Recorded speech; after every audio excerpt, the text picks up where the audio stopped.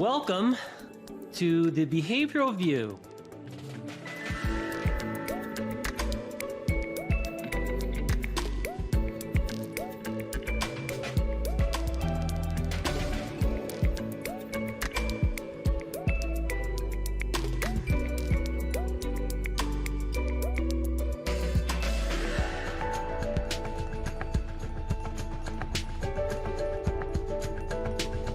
Hey everyone, would you like to get a CEU for this episode? Listen closely for the announcement of 3 secret words delivered throughout the episode.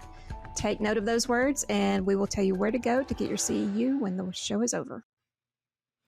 Hi everybody and welcome to the Behavioral View, where today Rick and Carrie and I are just so excited to have with us the wonderful Tyra Sellers and Linda LeBlanc, who, in addition to all the wonderful things they do for behavior analysis, have written a new book called, I'll show it and we'll try to get a better view of it post-production, but the title is Building and Sustaining Meaningful and Effective Relationships as a Supervisor and Mentor.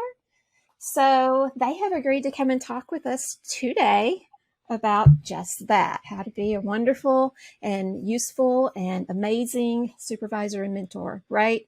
We're going beyond adequate. Wonderful and supervisor and wonderful and amazing. Is that where we're headed? I love how it's sustaining. That's what drew me to this book, was the sustaining part of being a mentor. So thank you for that piece. Absolutely. You know, you're very welcome. We're excited to be here to talk with you about it. This book was a labor of love and something that we thought could potentially be a unique resource that the field maybe needed and hopefully was ready for, in terms of contextualizing supervision as about relationships and evolving relationships. I think that a lot of, we've not had much literature on supervision, but what we have had has primarily really talked about the mechanics of observation, feedback, that kind of thing. So we tried to take a little bit of a different approach and hope people like that approach.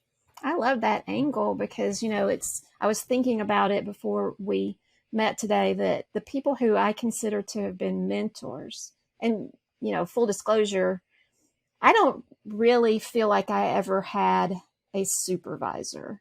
I'm of the silver-haired age of behavior analysis when it wasn't so delineated what we would be doing in supervision. And so the kinds of things that were expected to be checked off on and such and observed X number of hours and blah, blah, blah was different back then. But I have been so lucky in that I've had some wonderful people in my life who have served as mentors, and they're still there. So it's this ongoing relationship. In some case, from my case, 30 years or more, these people are still accessible to me, and I appreciate that so much in them. Yeah, I think that's one of the cool things about our field is like you, Shannon, the if you've been around for a while, you can tell the stories of what it was like back in the 90s and 2000s when you would go to a hotel. But it's still not so big where everyone is separated by maybe 1 or 2 degrees, and you learn about those relationships, and you learn in the field who are people that are very kind and giving. And I just have always been pleased with behavior analysis because it seems we have a lot of people like that who are just very willing to talk with you, and of course to mentor you. And being a mentor and having that relationship requires time, and it maybe, again, I'm just it's because of my experiences, but I have found so many people in our field willing to be mentors and that are very good at it.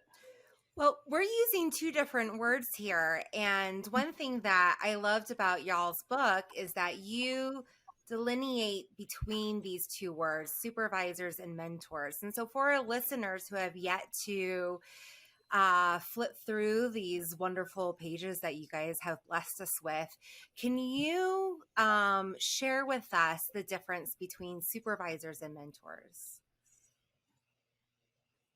Sure. We talk about the word supervisor as the person who has some responsibility and oversight for the activities of someone Mm-hmm. else. So they could officially be your boss. They could not be your boss, but be responsible for the quality of your clinical work while you're accruing fieldwork hours, or while you are working as a behavior technician or BCABA. And so their work is not necessarily discretionary, it is required. Hopefully, they also are building a relationship that will fit into the term that we use for mentorship, with mentorship really being about additional discretionary effort, advice, continuity. And someone might have previously been a supervisor and is now perceived as a mentor when they're no longer the boss of what you do and you operate independently. Sometimes we encounter mentors who've never been our supervisor. They enter our careers before, during, or after the time when someone is having oversight of our work. And what they do is a little different. They offer counsel, they offer support, they often recognize what is valuable about you and your skill sets and your opportunities, and want to help you make the best of that. So that distinction is an important one, but someone could fill both of those roles quite nicely simultaneously or at different times. Rick, you mentioned that many people in the field have operated to mentors for lots of us, and I've certainly had the same experience. I will say more and more I'm encountering people, well, most of the field is more junior than I am, but I'm encountering people who are more junior than I am who don't feel like they have had a Mm. mentor. And one of the things about being a mentor is you kind of need to have had someone show you how to do that, how to be guiding without overwhelming or coercing, or how to have that influence that's purely discretionary. You don't have to listen to a thing I say, but if I say it well enough and it resonates well enough, you'll feel like wisdom has been gained. And so I do think that we don't want to have a generation of behavior analysts that came in during a time of rapid growth in our field and didn't have the same infrastructure for having a mentor, because then they're less likely to be capable of becoming that mentor to the people they subsequently supervise. So in some ways, we're trying to bridge that gap a little. And I think also for supervisors, right? That if you were lucky enough to get a supervisor who was just naturally skilled or maybe had some training to be skilled, that's fantastic. And I'm very happy for you. I think there are also a fair number of folks who have just sort of received whatever worked in a given circumstance without their supervisor being purposeful and thoughtful, probably because there are a lot of competing contingencies, maybe because they didn't get training. And so I think that one of the main purposes of the book really is to say that some of us might have gotten lucky, many others probably didn't, but let's change that. It doesn't have to be about luck. It really has to be about being committed to doing the work that's required to be a really great supervisor or mentor. And not only do you and your supervisee and mentee benefit from that, but all of your supervisee and mentees, future supervisees and mentees can benefit as well. So let's kind of take luck out of the equation and talk about how we can take a structured approach. Well, you said something about good supervision, and I think that that's a good, just really basic place to start. What do you guys think is good supervision? What does that look like? That's a great question. I think I think it can look like a lot of different things, and it should, because it should be individualized. It should be contextually specific and appropriate. Everybody should have their own kind of flavor with their supervision. And obviously it should be modified for the supervisee or trainee. But I do think there are some common core aspects that are appropriate in every context. And I'll say a few, and then maybe Linda, you can add a few. I think you have to really truly understand why it is that you should be providing high quality supervision, that it shouldn't be just perfunctory, just check this off your to-do list. You really need to have a deep understanding of the risks associated with not doing a great job, and simultaneously the benefits, not just to you, not just to the person in front of you, but again, their clients and everybody that they supervise in the future. So really connecting with the purpose and value of high quality supervision. I think being compassionate and kind is absolutely a requirement. And not being afraid to have difficult conversations. Well, let me take that back. You can be afraid of it, just not avoiding them. It's fine to be afraid of it. It's fine to hate them. I don't think anybody loves them, and they're hard, right? But, you just have to get yourself to a place where you value what you're doing enough that you're willing to have those difficult conversations and make space for some discomfort in the spirit of both of you progressing. So really understanding why it's important, being willing to put in that effort, being kind and compassionate, and being willing to have difficult conversations with yourself and with your trainee or supervisee. So those are three. Linda, do you have a few more to add, maybe? Yeah, one that I would add is that really good supervision has to be collaborative. There is no supervisor who can read the covert thoughts of their supervisees to know what that person is anxious about, afraid that they won't do well, overconfident about. And so the supervisee needs to feel comfortable enough to share the things that might be a little scary, rather than trying to hide what they don't know.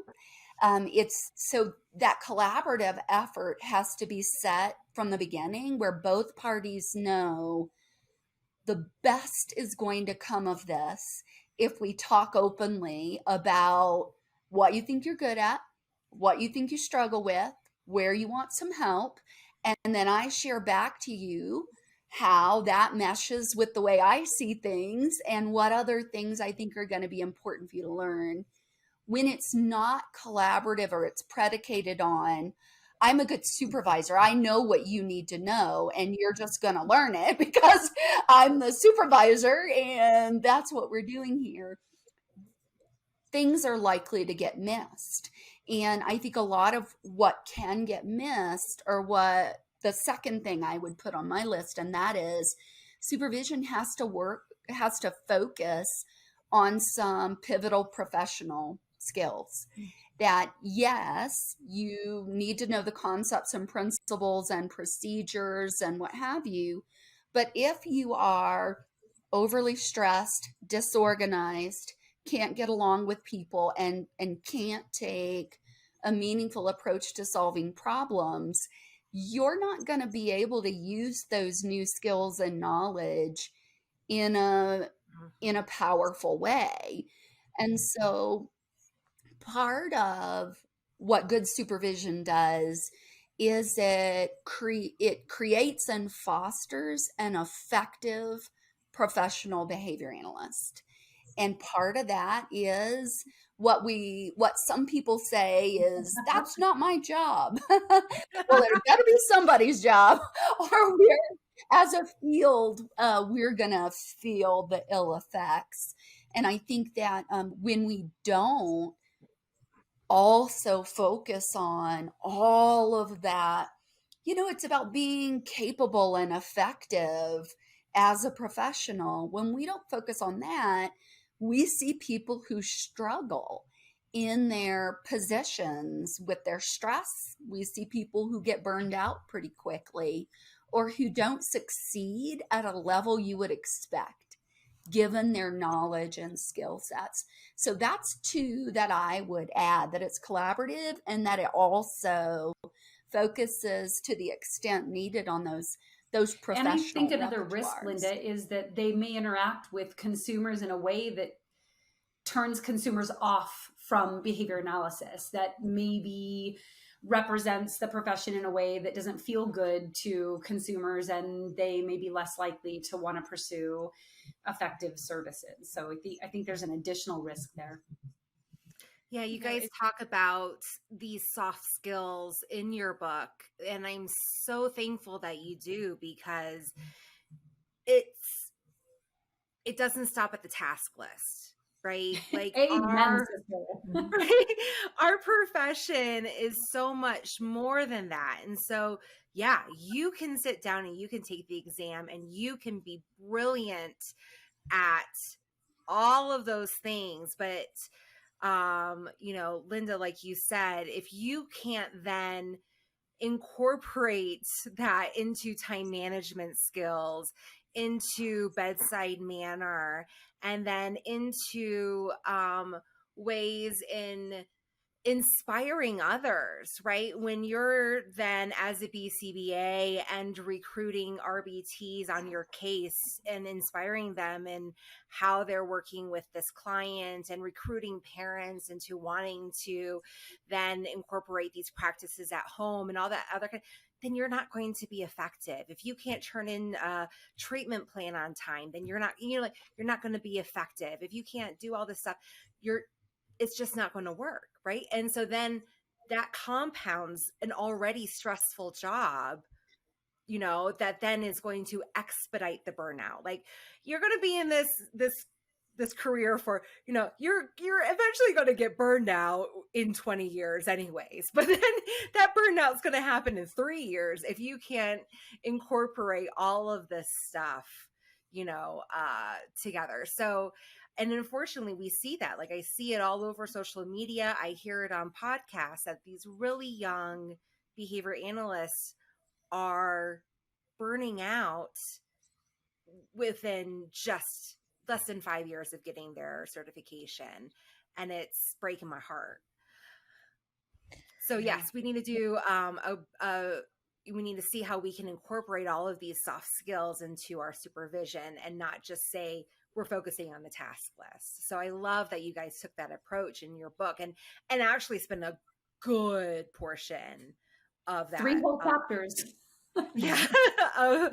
of that into your book, and the relationship building, right? Because then if you don't have a solid relationship with your supervisee, then how are you going to know that those are the areas in which that you need to foster and develop?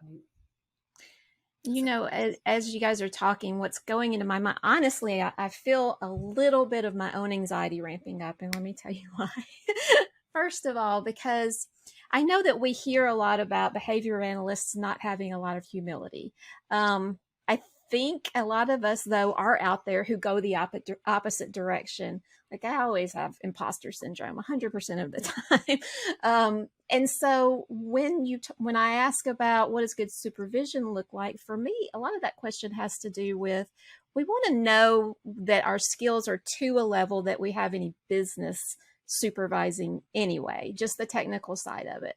But then those other things that you guys are spending so much time on for nurturing people in their professional growth. Yeah, I've been doing this a long time, but I still feel like I am growing in certain areas as well. I think it's really important for me in building that relationship with my supervisees to say, you know what, this is really hard. It's not just hard for you, but it's hard for me. And sometimes it helps me to just pull away and stop and think about it and talk it through in that collaborative manner, because in solving their issues, sometimes I think I'm solving my own as well. So if I don't feel If I don't feel completely Well, I think confident, is it that okay really, that I'm still I think, supervising? Yes, yes, absolutely. yes, absolutely. And I think that resonates really well with one of the themes of the book, that two kind of interconnecting themes. One being self-reflection, and being um, close to accurate in your self-reflection, not to rosy glow, not to, oh, you're a failure, but just seeing, what worked well, what didn't work well, and then using that to evolve your practices over time. It's really a hallmark of behavior analysis. But often when it comes to our own behavior and professional development, well, it's all fun and games until it's me and my mistake or my opportunity to grow. But I think everyone, hopefully, is kind of on a journey to becoming at least a more experienced supervisor. Often with that, you become a better supervisor, but not necessarily. Like, it takes some self reflection, analysis of your own skill sets, but also a willingness to behave anyway and learn from either the success or failure that results from that. And here's, I guess I've been doing clinical work for a long time. And before, a lot of our really well established procedures today were developed. And I was fortunate enough to even be around to help develop some of those things. But like, if you were only gonna do what you felt amazingly competent at, that you knew would nothing would be work, Yeah. you discovered. never Right? would have developed any of those. You gotta try some things and trust that you are going to observe and collect data and evaluate, skeptically, did that work? And did it work because of what I did or some random good luck? And if it didn't work, well, let me problem solve, let me troubleshoot a little bit. So for me, I think the approach to this book is still be a behavioral Yes. scientist about your own supervisory skills. Observe what you do, observe the effect that it has on other people, recognize that there's always more to learn in the world than you already know. But that's a good, exciting thing if you're curious. And then you have to be okay with the fact that, assuming a basic level of competence, if you try and you collect data, you're going to change things if they're not working. And that should give you some confidence to do and Yeah, grow that's at Yes. the such a same good time. point. I think when you turn the lens back on yourself, that can be uncomfortable. Like there was a long time I had a real hard time watching myself on video or listening to myself on a podcast. And I was just so ultra nervous that, oh, I'm sounding weird or did I misspeak? And if you embrace being a behavior analyst, then you just look at it's your own behavior Mhm. and you can reflect uh, more critically. For example, I've taught courses at the university for many years, and every single semester you're getting students giving you feedback. But what you learn across time is if you wait till the end of the semester when they're already gone, you missed an incredible opportunity to be a better professor. So if you take it along the way and you do it formatively, and you're attentive to that feedback, then all of a sudden you can change in the moment and you can just become a better person, certainly a better supervisor. That's right. And I think along the same line of making sure we are practicing our technology in our supervisory activities, if you think about it across your trainees or supervisees or students, there's one common denominator and it's you. Like you are the IV, right? And so if you are purposeful, thoughtful, if you are reflective and you take some data and you engage in philosophic doubt, right? I'm going to do what I believe to be effective until I learn that I need to do something else. Then I think everybody benefits. And to your point, Rick, you are benefiting, and really, not to be selfish, but you're what you can control. And so that's a really good place to allocate some of your resources. There was a very lengthy CEU course that I took about cultural competency in ABA by Dr. Lauren, I'm going to butcher her last name, unfortunately. Yes. And Dr. Karina Jimenez Gomez. And within one of the modules, they had a TED Talk about if you mess up, how to clean it up. Right. And I think in like, I was like, oh, this is just relatable to so many things, right? And I feel like this is relatable in supervision, because I also listened to a supervision podcast called the Supervisor Soapbox by the Leap Institute. And they were saying how in their experience, when they were supervisees, none of their supervisors ever said, I don't know. Like, they were just omnibus. They always knew the answer. And I'm like, no, like, as supervisors, we want to demonstrate what happens when we don't know, or what happens when we're wrong, right? We want to demonstrate like like appropriate ways to, when we err, how to fix it. Because we are going to err. Like, these are things that are going to happen, right? We're going to be wrong. We're going to be in instances where we don't know the answer. And what a great learning opportunity for supervisees to say, okay, so when I don't know something, this is what I do.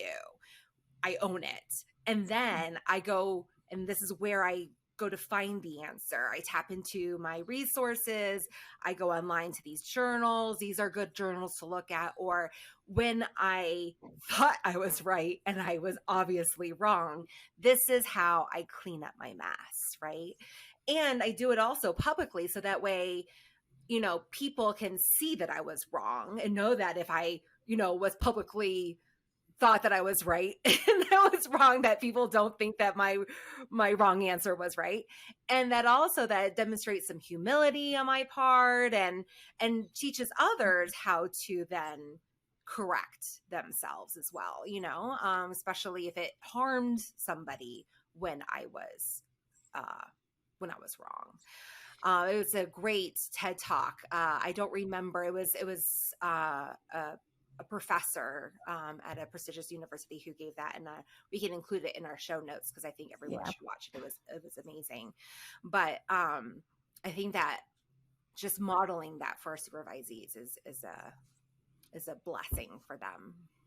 I agree, and I think we need to take it one step further as a supervisor and actually tact what things you discriminated that allowed you to identify that you made an error or, had an impact that you didn't intend to, and what you thought about in terms of your potential options and how you picked the one that you did and how you evaluated if you got the right outcome. So modeling is fantastic, but I think what we're learning with some research in more complex skill areas is that for many individuals, modeling of these more complex sort of higher order skills, especially when they, sort of occur in a couple of different contexts and involve a lot of private events, modeling isn't enough. So we need to be debriefing and tacting for folks. And to Linda's point, Linda wrote the primary person that wrote the content for the problem solving chapter. Like, you yourself, you should have a structured approach that you routinely take that you can go back to.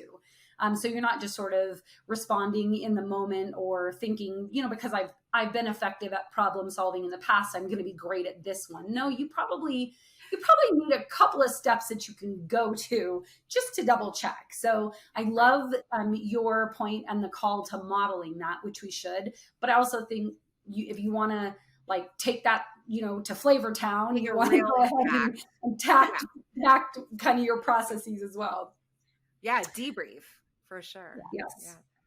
I need to break in and do a moment of business because we need to say a secret word for our CEU seekers. And secret word number one is a large one. We, 2 letters, WE. But if you Wow. say a lot with that little word, don't you? But you guys were talking a lot about, or Rick, I think it started with you, this idea of feedback, and that we want feedback to go both ways. And we know it's not enough to have them fill out a checklist at the end of the experience. So, what do we do to create this environment where the feedback flows easily? I think you do it purposefully, and I'm going to let Linda kick us off on this because she has a lot of brilliant things to say. But that's the key thing, is like you have to be purposeful. Put it on your dang agenda to talk about bi-directional feedback. That's exactly right. And that really is the critical word, bi-directional. And the way to create the opportunity for bi-directional feedback is to recognize that most of us don't exist in a world where bi-directional feedback is awesome and welcome and what have you. We've got these histories with feedback, every person, that are, let's just say, impure at best. They include a lot of negative conditioning events. And so you kind of have to hit the reset button and explicitly create a different expectation that you're going to be trying to do your best, and you're well aware that you're likely to make a few mistakes along the way. And that supervisee can help you by pointing out when something's not going as well for them as they could, or what have you, and that you're going to be doing the same for them. And you're going to try to be as positive, caring, and specific as possible. And you hope that they'll do the same for you, because that's how you're going to be the best team you can possibly be. I also think that even if you say that at the beginning, you as the supervisor, you're in a stated and unstated position of power. And if you have to explicitly encourage and welcome that feedback in a way that makes it easy to provide. So start with some easy gives and frame it in a way where any feedback you give is a great answer. Something like, I really enjoyed today's supervision session, and I loved how responsive you were to this. Do you have any ideas? What could I do a little bit different in our next supervision session that would enhance it for both of us, or give us an opportunity to work on something that you're eager to start focusing on? Like, any answer, like, nothing, that was great. They could say that, but they're more likely to say, "Ooh, well, I really want to talk about how I could say something to a parent. Could we do that?" So by really setting it up for, any feedback you give me is a great answer, and I'm going to praise it and respond to it and say, "Oh yeah, that'll be great." And then you have to actually differentiate and enforce that feedback. And you've got to do that until it starts to happen spontaneously, even at the times when you are not actively prompting and welcoming it. Someone says, "Hey, Linda, I'm not sure I understand what you just said." "Oh, okay. Let me try it a different way, and you tell me if it's clearer." So in so many ways, it's just like any other context, that if we want something to occur comfortably, regularly, you set it up for a near errorless teaching procedure, make it very easy to respond appropriately and contact that FR1 schedule. And then their behavior often will tell you when you can fade back your prompts and let things begin to occur in a dynamic way. You know what? When you, I have been startled sometimes that, especially, it's a little bit less likely to happen with graduate students, but anyone who's an undergrad or like at the RBT technician level, when I've asked that question early on, they have such little history of being asked that question Mhm. that they literally don't know the answer. And they will say, "Can I think about that for a little while?" Yeah. Absolutely. But then I've realized that I have to be proactive about coming back. Hey, have you thought about it? What would you like to do? What would you like to hear more about or less about or Mhm. whatever? What do you want me to do differently when we meet? If they don't hear it over and over and over again, it doesn't change in them, so it's not going to change in me.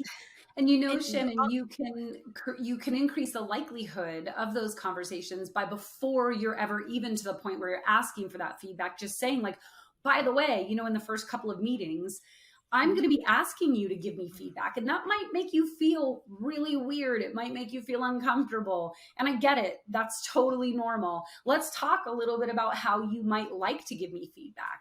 In one of the early chapters, in chapter 2, I think there's an activity around kind of facilitating collaboration. And one of the questions is, how do you want to give me feedback? Do you want it on a standing agenda item? Do you want to, give it to me via email? Or like, maybe this is freaking you out and you just need some time to think about the fact that you're in a relationship with someone that wants you to give feedback in this professional setting. So I think you're right.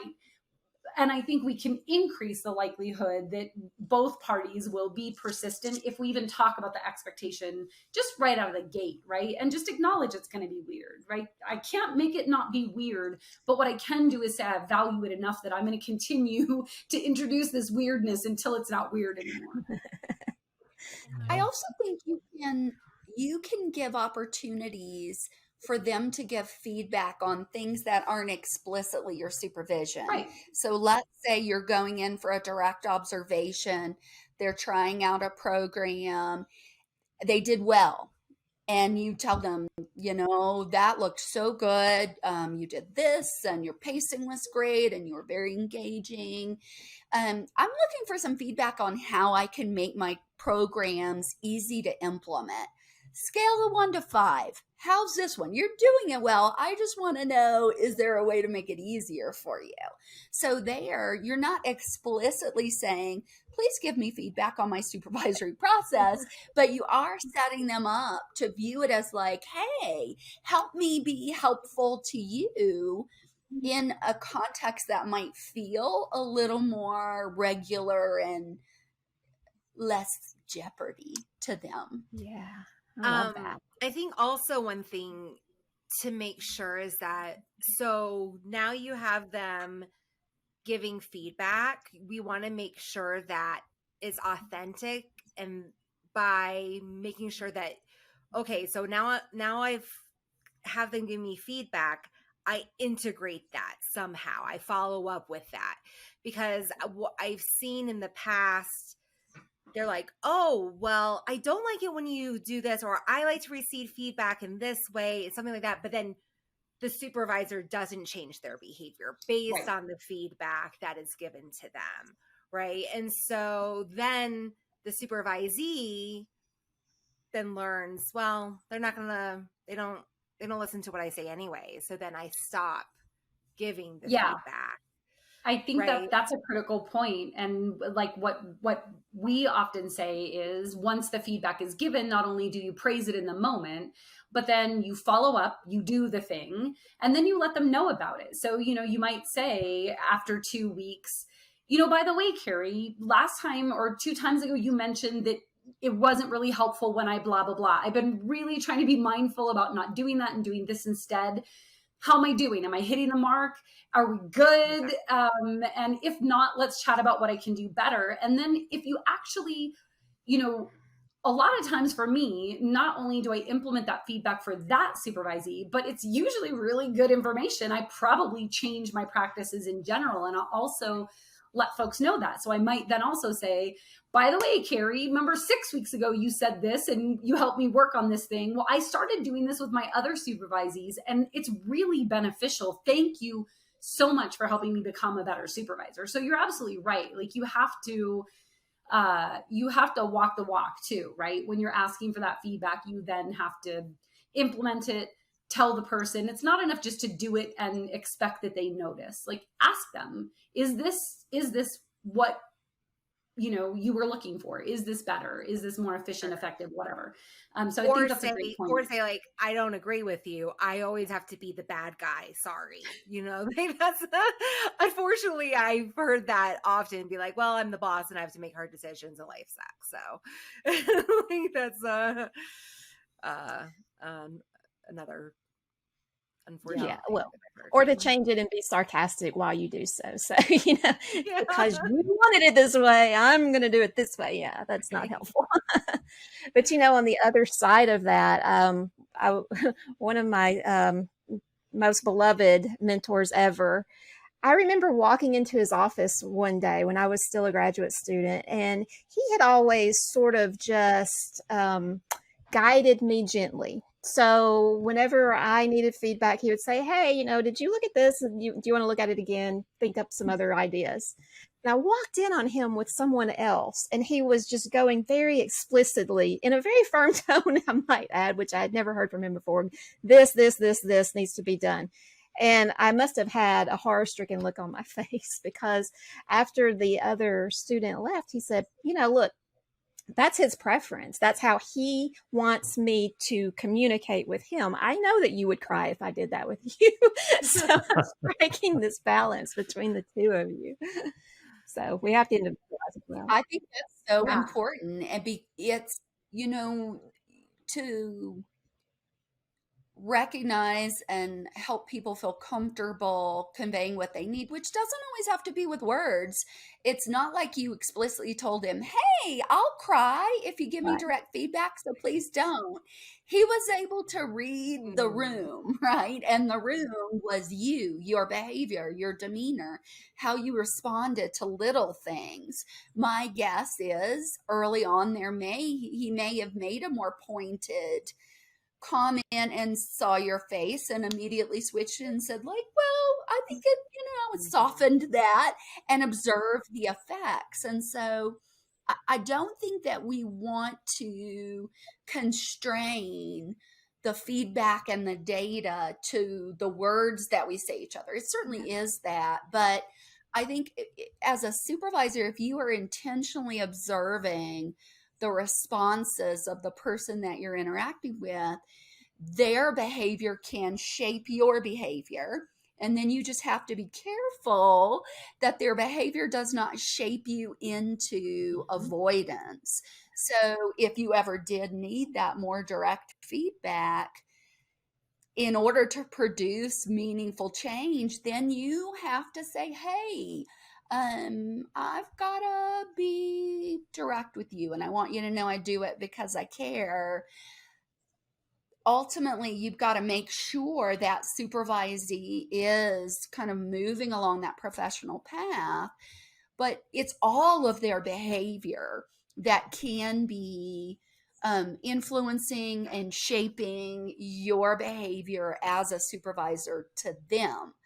And behave differentially and let those various reactions shape your behavior.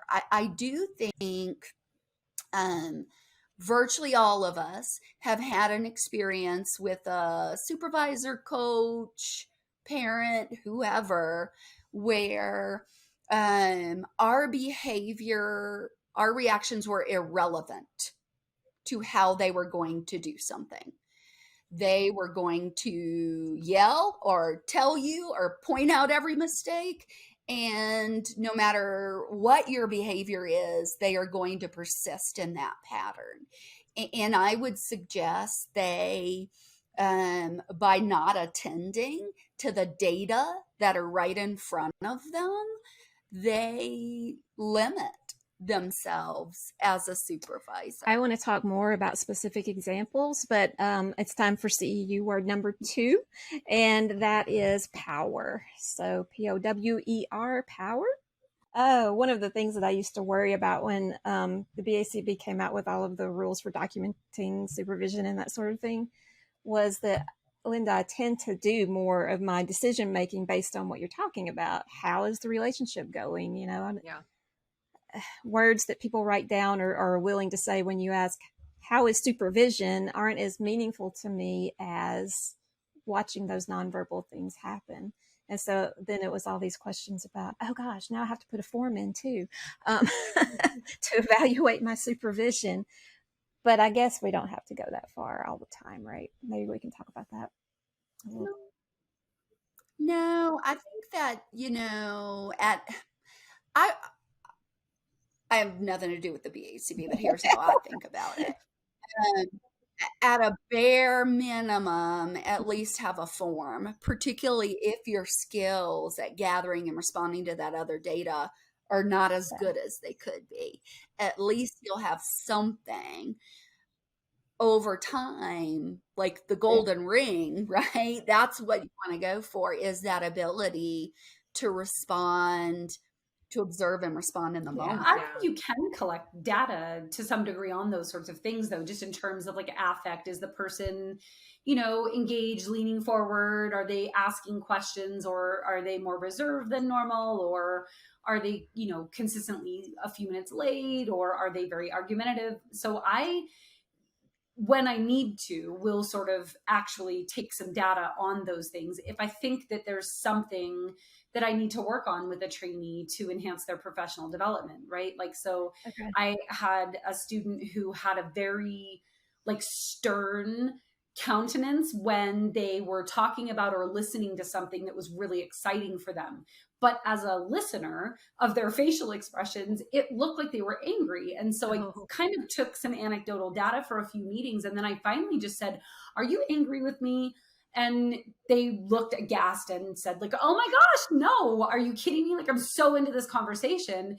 And so I just flipped back through my notes and I was like, okay, because the last couple of times we've talked about this sort of topic, this is the facial expression you're making. And they're like, oh my gosh, I'm just so passionate and intense about this. And I was like, okay, well, it's good for me to know that.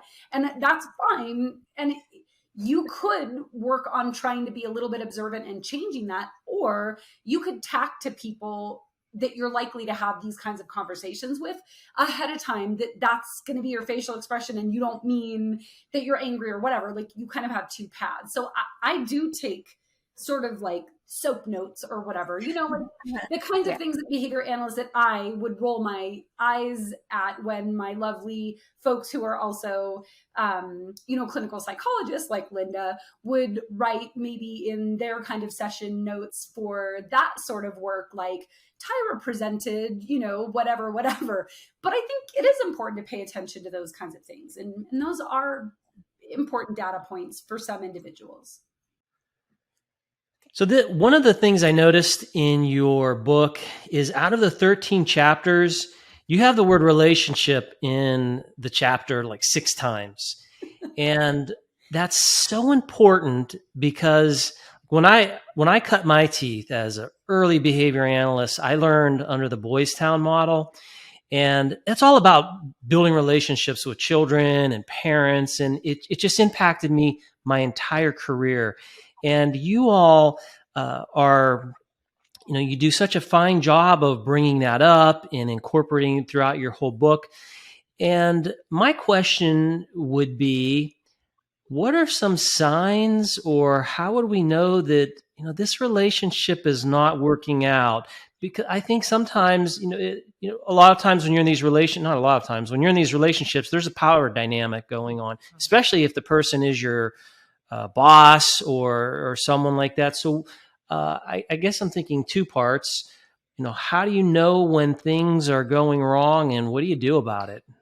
Yeah. So we did write a chapter specifically about that sort of started with work that Linda and I did a long time ago in the clinical setting. And then, we parlayed that into a paper and felt like it was important to include that. As you said, Rick, there is a power differential. 100%. And then that's going to be impacted by other, variables and factors and intersectionality and things like that. And so I think it is important, if one is endeavoring to have a healthy relationship, that they're continually keeping an eye on the health of that relationship, and that they're attending to cues that might be indicative that something's going a little off the rails, whether or not it's from your perspective, it's from the other person's perspective, or both of you sort of are feeling the static. and to try to kind of identify what to do next. And so I would say there's no easy answer, but being attentive is important. But, you're attending to things like, what are your private events and, your covert verbal behavior leading up to and during supervisory meetings? Are you kind of dreading meetings, or are you sort of quick to be irritated with something that particular supervisee or trainee does, whereas not with others? Might be indicative that there's something funky going on. Or if you're able to detect that your trainee or your supervisee is less engaged than they used to, more argumentative than they used to, not following through, canceling meetings with you, sort of the same kinds of things that we would counsel folks to look at around the health of the therapeutic relationship with their clients, right? If you have a family that starts canceling sessions and is picking their kid up early and isn't communicative and, maybe despondent or maybe more argumentative, you get that oh, hey, there's probably something going on here that I need to attend to. So, paying attention to those sorts of things, I think, can give you some clue into there might be a problem either for myself, for the other person, or for both of us in this relationship. And then it's really digging in and trying to explore, is this related to some specific thing that either I did or they did that damaged the relationship? Maybe I told a joke that was really offensive to that person and I need to repair that. Maybe I didn't follow through on some of the things that I said I was going to do, and they are not, they're not trusting me anymore. Maybe the other person is engaging in a way that feels disrespectful to me, and so I'm uncomfortable now in our interactions. Or maybe there's a life event for one, either or both of you, that's happening. Maybe my trainee is not as responsive to my communications as they used to be, and I'm sort of thinking, does that mean that they don't value this relationship? And instead I come to learn that maybe they have an elderly family member that's moved into their home for whom they're caring, and that's going to impact your behavior. And so I think just attending to, again, those indicators that there could be something going on, and then doing some investigation into what the issue is. And I think it could be a life event or series of life events. It could be something that one or the other person has done to damage the relationship. It could also be some sort of general skill deficit for one or the other party, or maybe even, pair that sort of exacerbate one another. Maybe I'm not very organized, but I'm also irritated that my supervisee or trainee is not very organized. And then just figuring out how you're going to address it, right? Take a function matched approach. If it's a skill deficit, great, we know how to do that. If it's someone did something that hurt the other person's feelings or is impacting them in a way, making them feel not as safe in that relationship, then you got to just lean into the difficult conversation and work to repair it. And if it's a life event, do your best with whatever resources are available and appropriate for you. Because if you're in an employment setting, you've got restrictions. If you're in an educational setting, you've got restrictions. You want to leverage folks like human resources and what have you. But yeah, I feel like I said a lot of words.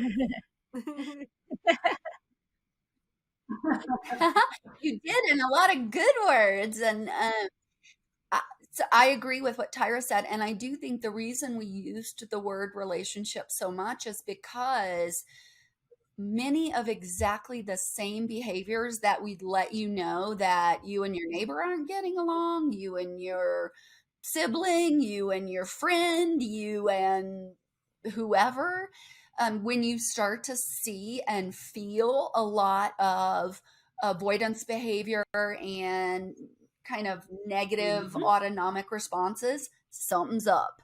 And I think that the same thing is true. And, you may not even see active avoidance behavior so much as you no longer see approach behaviors. You no longer see initiation. You no longer see positive affect. And so in that chapter, one of the things we do is kind of present it as notice, describe what you're noticing and how it's a change.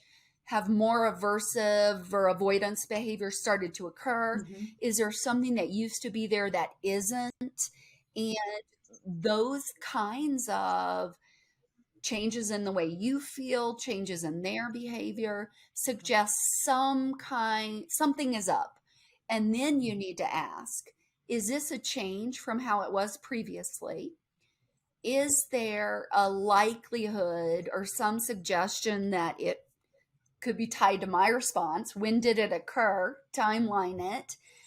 Or if there is nothing that you can backtrack to, how will you find out what is causing the difficulty? And then that leads to that conversation of, I've noticed, and maybe it's just my perception, things don't feel as comfortable in our supervision sessions as they have in the past. And I've felt that.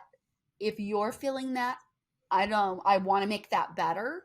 Can you talk with me a little bit about how things maybe feel like they've changed? It is overly optimistic to expect that the supervisee is ever going to initiate that because of that power differential. So it really is the supervisor who's got to have their eye on the prize to notice things, notice the impact they're having, notice changes in behavior, and again, appropriate boundaries. If the person doesn't want to tell you about their personal life event, you offer them the option to say, if it's something you don't want to talk about, but it is happening and it's making things hard for you, that's enough to say. My goal isn't to know all the nitty-gritty details of your life. My goal is to do what I need to do to help us get back on track. I think every person is going to have a supervisory relationship that doesn't go as well as their others. And it could be for a lot of different reasons. It could be how you're behaving as a supervisor. You may be behaving the same way you've behaved with everybody else, but it's not the right match for them. It could be a confluence of events that are happening in each person's life. So I think, again, that notion of they're not all going to go fantastically, even if you do everything we've laid out in the book. But noticing, recognizing, talking about it, maybe even slowly pursuing, maybe we can find a better match for you as a supervisor. Tell me a little bit about what you need me to find for you as a different supervisor could lead to a positive transition. You just don't want to get to the point where you let it fester until everybody is irritated, disengaged, and like, have we got enough hours yet? Are we ready? I want to give an example. I have, in my growth as a human being, come to acknowledge some inappropriate behaviors I had as a supervisee.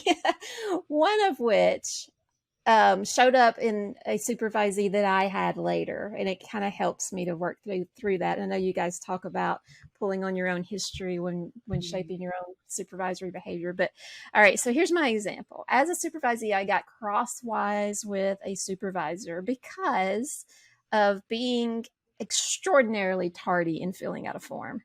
This form was annoying, and it was a piece in what I saw as the chain of my behavior analytic process, and I didn't want to jump to it until I'd done the other things, and I was very perfectionistic and blah, blah, blah. I had a million reasons I wasn't filling that form out on purpose, and I think about the response that I got back was gently, fill out the form. Then it was, need you to fill out the form. Then it was, I need you to fill the form out today. Why didn't you fill the form out yesterday? And it got, bigger and bigger. And then later, whenever it was something else that the other person wasn't doing the documentation that I was supervising on the schedule that I wanted it done on, I think, thinking back to my reasons for that, they were very much related to my work habits weren't conducive to what was needed. And that's what needed to be shaped up. And it wasn't probably enough for my supervisor, even though cognitively I get it, but I needed something else from that supervisor in order to push me to make those changes that I needed to make in my process. And then I'm looking at it from the other side a few years later saying, how do I get this person to stop doing these intermediate things that take up so much time? Is that a supervisor's job? Should we be spending time with things that aren't really related to behavior analysis and aren't really related to interpersonal skills and dealing with the learners or the families or whoever, but that really get in the way of getting the job done? Is that still us? Well, as long as I'm not okay with sending someone out in the world to not help their clients and to not get their job done when they are independently responsible for changing lives. Like, I won't, if I notice it, I am more likely to say something about it. And I think that kind of comes from, this maybe misplaced responsibility, but I feel responsible for, creating an environment where people with a variety of different needs can have a capable, caring workforce that's going to change their life.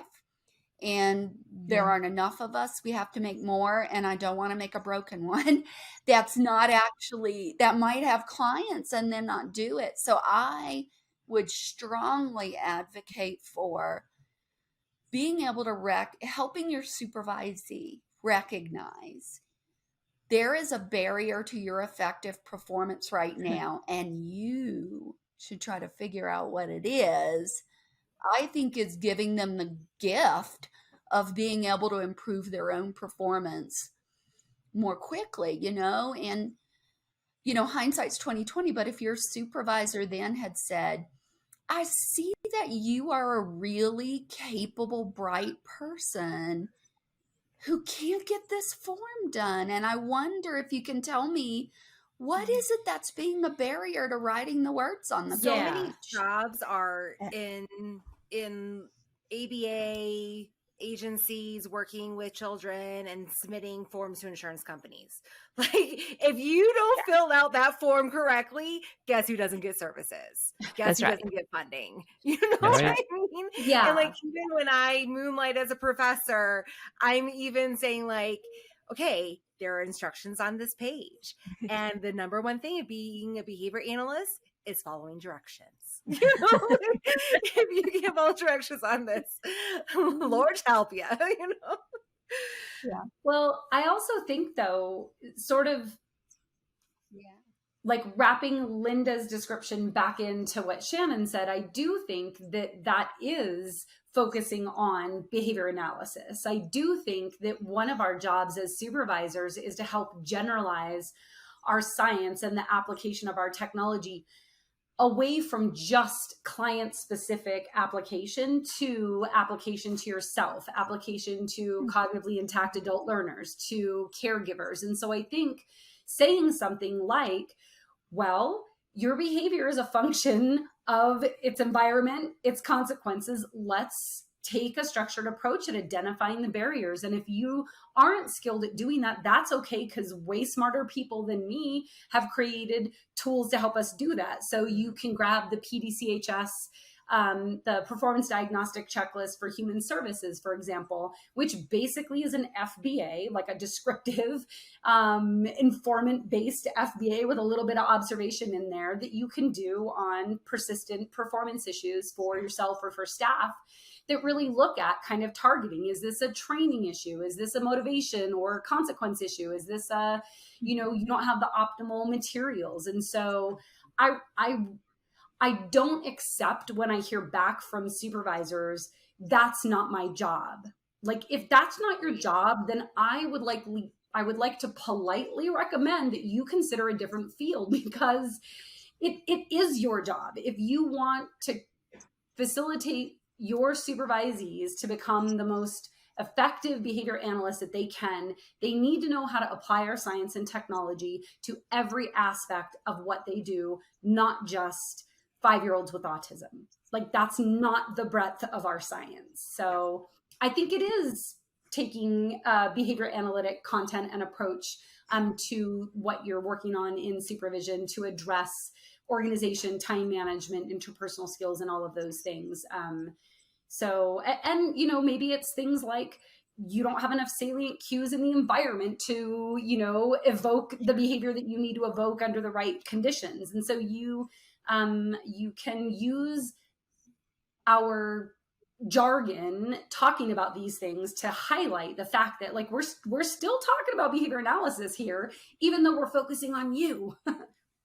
And we want to provide strategies and aids and supports, right? But we need to use that, you know, like a functional perspective into identifying like what it is that is the reason why we're not being, you know, someone's not being successful. But okay, is it a job aid? Do you need to have a job aid as an example of how to fill out this form if it's, you know, not submitting that treatment plan, or if it's a, you know, authorization form or something like that, right?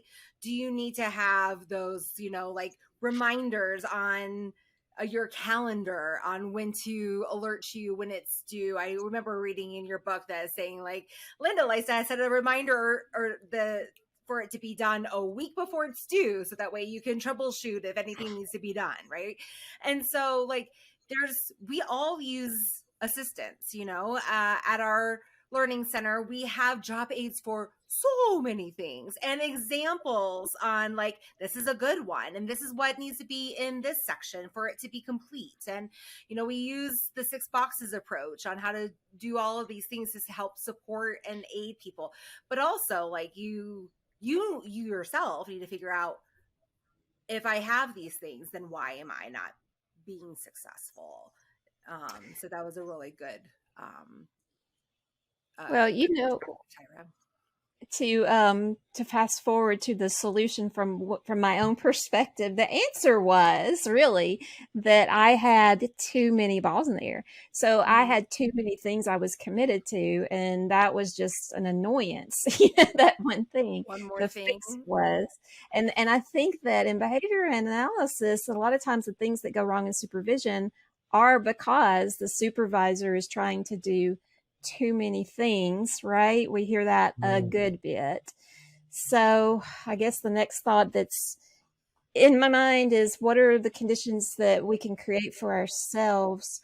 Do you need to just be a supervisor when you're supervising? Is it possible to carry a caseload and to teach a class and to do some guest appearances and be, can we do it all?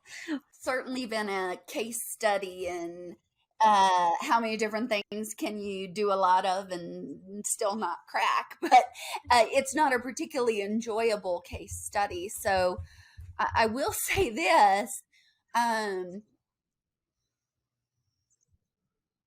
when you have too many things to do, supervising other people in a weird way is likely to feel like the least important one, or the thing that you can do with no planning or preparation. We tried to write the book such that it simultaneously speaks to a supervisor, not only about what they should do with their supervisee, but what they should do with themselves. And so a supervisor who has too many balls in the air, is feeling overwhelmed, needs to go right back to that chapter on organization and time management that they read to help their supervisee work. Do that self-assessment for yourself. Work on that as well as helping them to work on it. It's all the same lessons. That notion of, you can read this book as a supervisor 20 years in, you'll get something different than if you read it when you were 5 years in, than if you read it when you were in grad school, kind of getting ready to maybe supervise other people. And it's always look in the mirror first, right? Am I really mastering this and taking care of this? And then how am I going to help them do that same thing? And I think, it's also an illusion that you get good at doing that stuff, like making decisions, solving problems, being organized, and then it's just going to be that way. Like, it's a continual rebalancing and realignment. And reevaluation of, am I doing too much? What would be the right choices to give me more capacity to have greater success in the things that I'm going to keep doing? And how do I get from this point A to that point B? And, you know, I doubt I'll ever get to a point in my career where I don't periodically have to do that. I kind of approach the world as like, oh, that's really interesting. That makes me curious. I wonder what it would be like to do that. And it's led to me doing a lot of different things, and sometimes at the same time. And then having to say, like, okay, I'm going to choose to not do this and this anymore. And in the meantime, before I can get to that solution, I have to bring to bear all of my skills that when I go in to do the next thing, I got to clear the deck of the prior thing. Even if it's take 2 minutes before that session starts in supervision, I remind myself why I'm doing this, what impact I hope to have on this person, how I can help them get the most out of this experience, and maybe even help me make it a better experience. And so I remind just clear the deck, even if it's you're too busy and there's too much in the moment, behave to make it less. And that solution isn't going to fix everything, but it often will give you the runway to get to a longer term solution. And I think that's what produces career sustainability, where you can still be in it 30 years in. We're coming close to the end of our time, but I did want to just say I really enjoyed the parts of your books where you guys were giving personal examples. I know everyone loves a good story. And so I kind of wanted to wind things up today by asking if everybody would just kind of share something that you learned either from a supervisor or a supervisee, an interaction you had, something that you carry around. I know that it's a cumulative effect, but we probably all have these one little thing that happened here or there that replays through life, right? So, you guys willing to tell a story before we go? Here's a story. I had a supervisor, and I'll tell you his name, Wayne Fisher. And I was working in a severe behavior unit, and trying to do functional communication training and establish the initial response, but for an unusual function like disruption of rituals. And for whatever reason, it being in that context was disrupting my ability to do good initial training of that FCT response. And this isn't working. Like this, I don't know what's wrong, but I know it's not right. And I walked to his office, and he was probably doing something really important, like writing a grant or whatever. And I just said, Wayne, could you please come watch and help me? This is not going well. And he stood up and he walked with me, and we walked into the room, and he said, would it help to show you how he watched a trial or two, and he said, would it help to show you how I do it? And so he stepped in and did it perfectly. And I said, oh, got it. Yep. Thank you for taking that, 3 to 5 minutes. I got this now. That's all I need. That was perfect. And as he was walking back to his office, I said, Wayne, thank you for teaching me. And his face really changed in a way that let me know that being a teacher to me was important to him. I was working in an ICFMR, and I had worked for the facility for a long time, and they had paid for me to go to school. I called it my indentured servitude when I came back, because I had to work for a certain number of years to pay that back.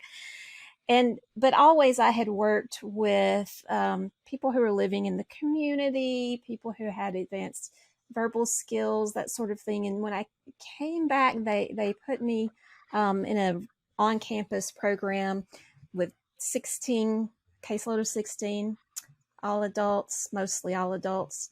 And it was very severe problem behavior. So half my caseload was severely self-injurious. The other half was severely aggressive. Well, probably a third. And then there was a third of people who were none of those, but they had lived with that group for so long that they had been trained to just sit and wait, and they were very prompt dependent. And so my heart was broken every time I looked at that group, that third group. But at the same time, I felt like, what am I going to do? I had to get someone who's restraint dependent out of restraints. A couple of these people had literally gouged their eyes out in childhood.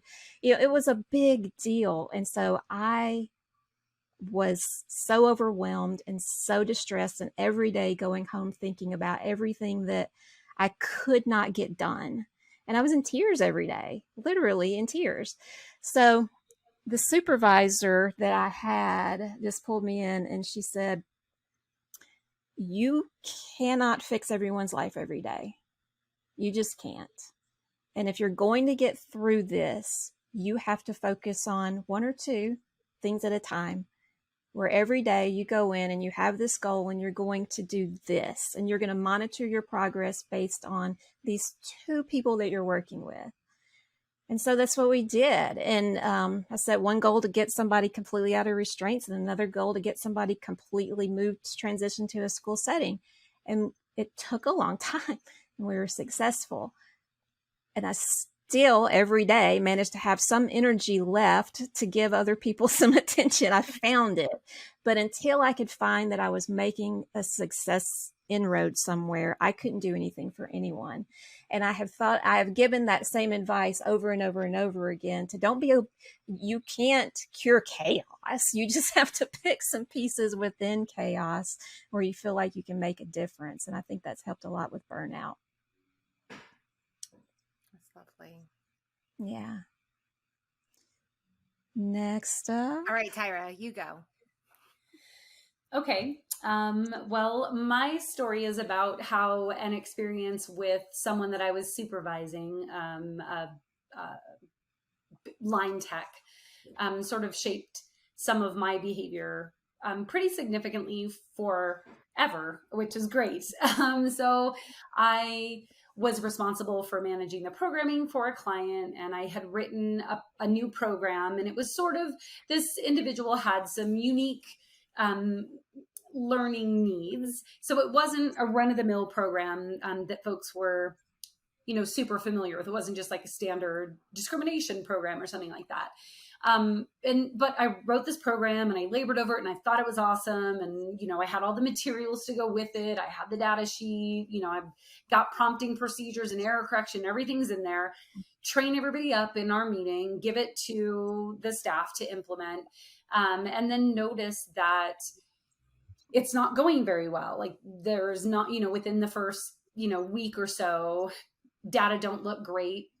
The notes are that it's frustrating and it's not going well. And of course, I assume that it's a staff implementation issue, right? They're not implementing things the way I intended, the way I wrote it, the way I trained them. So I go in pretty irritated that I have to take time to go watch them do the thing that I've clearly written down very precisely and that I trained them on to mastery. And as I'm sitting watching, fully irritated, ready to, end up with a treatment integrity score that is very low and be able, and I'm a kind, compassionate person. So it's not like I would have berated them over it, but it would have been like, your fault because you're not implementing this correctly. Which I would have said very kindly, but whatever, like somewhere deep down, I would have felt somehow better maybe about it.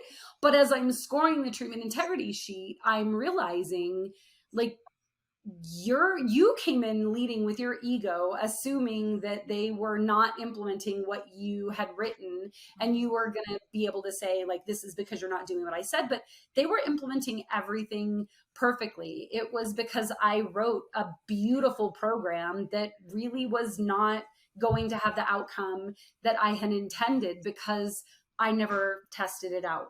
And as I'm getting ready to deliver the feedback, the staff person said, I saw that you had the treatment integrity checklist out. And I'm really trying, like I have it with me when I'm running this program, and I've really been trying to adhere to it. And I know I'm missing something. So don't tell me all of the things that I did well first. Just tell me what I'm doing wrong, because I know I'm not implementing it correctly. And I almost burst into tears and had to say, like, in fact, you implemented it better than I would have been able to implement it. You're perfect. It's a poorly written program, and that's my fault. And I should have never put you in this position. I should have tested it out directly with the client myself. I wasted the client's time. I wasted your time. I made you question yourself and the other team members. And I bear all the responsibility for that. And I'm incredibly sorry. Furthermore, I will never implement a program without me testing it or watching it being beta tested before I ask other people to do it. So this was a really valuable lesson for me. And I kept myself together and, fixed some things. And then I got in my car and cried for like 45 minutes because I had done the opposite of what behavior analysis is supposed to do, which is minimize suffering in this world, which is improve people's positions. And I not only did it for the client, I did it for my entire team. So it was a really amazing learning experience for me. And the fact that my staff had so much humility and they were going to accept responsibility for it. Anyway, so life lesson learned from my line tech. Very appreciative for that lesson. So, did her jaw hit the ground whenever you said that? What was that? Did her jaw hit the ground whenever you said that? That's all right. She cried, and she was like, "Are you sure? I mean, are you?" And I was like, "Are you trying to say I don't know how to score treatment integrity?" Like, yes, you implemented it perfectly. She was very appreciative, and very kind and graceful, because she didn't have to be, because she could have said, yeah, what the hell? Why are you asking me to do stuff that you're not testing out? Like, that's not sound science. What's wrong with you? But she didn't. She was very kind.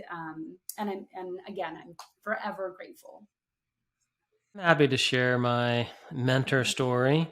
All right. I'll make it a little bit short since I know we're pressing time, but when I was a graduate student, I met the person. Well, I was a graduate student for my master's practice and went back and got my PhD, who's probably one of the greatest people, not just in behavior analysts that I ever met, but just in general, which is John Cooper. And he was great to work with. At the time when I was working on my doctorate, I had my family was young back then, so I had 3 kids under 5. Or wasn't under 6, but they were, like I would go to school, my wife would work. So we, flip schedules. It was super stressful. I was taking on more. So I was just really stressed out all the time. And being a high performer, I once missed the deadline. And I was mortified that this happened because I never missed deadlines. But I did. I missed this deadline, and I went into the office with my head hung low, and I got this talk, which apparently Coop has given before, because when I told my story to a few people, like, oh yeah, the bunny rabbits and the elephants. So Coop would tell this story that he would say, through life, he I can't remember how he did it because it's been so long ago, but he would talk about how through life, you can be hit by 2 things. You can be hit by a rabbit and you can be hit by an elephant. He says, if an elephant hits you, you're really going to know it. He's like, that was a rabbit. And his ability to just, help me realize that I was stressing over something that it was important, but it wasn't like this major thing. And I was so upset. And it really was, at the time, I was I suppose, a people pleaser. And I held, Coop in the highest esteem of anybody ever. And so his compassion there and his ability, it did so much for me personally, but it helped me understand that when I assumed the role of being a mentor, that you have to understand greatly what's going on in people's lives, and you have to be very compassionate to them. And that's something that just has stuck with me to this very day. That's beautiful. Michael Fabrizio gave me a similar talk, but it was rubber balls and glass balls. And so when you're juggling multiple balls, you can let the rubber balls bounce because you can catch them again. The glass balls, you can't drop those; those will break. But I've been playing around with different stories, and you guys have these amazing ones, and I'm like, oh, what do I want? This one is, doesn't give a life lesson story, and this one's, maybe too good, and I don't know. But like, I would say when I was starting out as a supervisor, even like when I was in grad school and, learning to be a supervisor, I was always good with the praise, just because as a clinician, I was always super praisey, but I'm the cheerleader. I mean, in the chair, I'm the one who's like, throwing a party for the kids. But the critical feedback was always the hard thing for me. So having those difficult conversations. And so finally, I was promoted to being the director of a center that was offsite. And so my supervisor wasn't always going to be around to supervise me in that role. And so, they were saying, hey, Carrie, so you're going to have to really give people the critical feedback. I'm like, yeah, I know. I'll work on it. And so that was just something that I at first would dance around with and give it as a suggestion. And then I realized that nobody was taking up my suggestions in the book. And I would be like, well, no, I mean, I told you. And they were like, well, it was, you mentioned it. And I was like, all right. So then I like through this process, I learned how to be like a little bit more deliberate in my feedback, and still nice, and learning how to still maintain good relationships with my staff, to the point that, when we would have staff meeting there, because we were a smaller group, and then when my husband and I went off on our own and started our own business, like our staff meetings always included some meal. Like I would cook everyone breakfast, because when you work with kids, you don't want to take off time in your day when you could be working with kids. So usually it's like at 8:00 in the morning or 8:00 at night. So you're either having dinner or you're having breakfast. So we would have staff meeting at our home, and I'm either cooking a frittata or I'm cooking, chicken legs or something, but we would have dinner, and then I could gently provide some critical feedback, but in a nice way, because you're eating my food.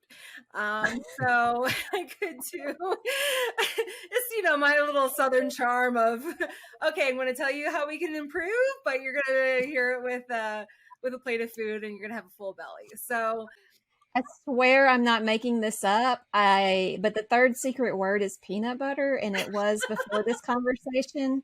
So the third secret word, everyone, is peanut butter. Find that in your list.